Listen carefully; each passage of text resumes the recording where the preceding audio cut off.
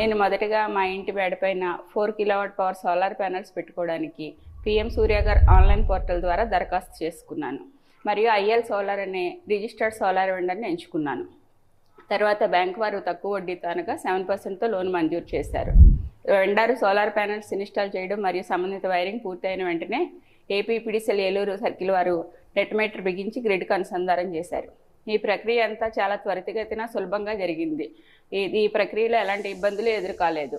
నేను పిఎం సూర్య గారు online portal ద్వారా సబ్సిడీ కొరకు దరఖాస్తు చేసుకున్నాను. దరఖాస్తు చేసుకున్న 15 రోజుల్లోపే సబ్సిడీ మొత్తం అనగా సుమారు 78,000 నా బ్యాంక్ ఖాతాకు జమ అయింది. ఈ సోలార్ ప్యానల్స్ ద్వారా నా నెలవారీ విద్యుత్ బిల్లు జీరో అవడమే కాకుండా ఉత్పత్తి అయిన అదనపు యూనిట్లకు గాను నెలకు 300 నుంచి 400 రూపాయల వరకు ఏపీపీడీసీల వారు నాకు తిరిగి ఇస్తున్నారు.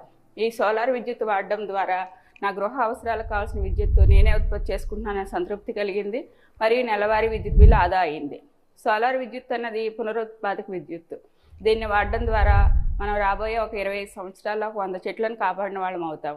మరియు కర్బన ఉద్గారాలు తగ్గించి పర్యావరణానికి మేలు చేసిన వారం అవుతాం. తద్వారా భావితరాలకు ఎంతో మేలు జరుగుతుంది.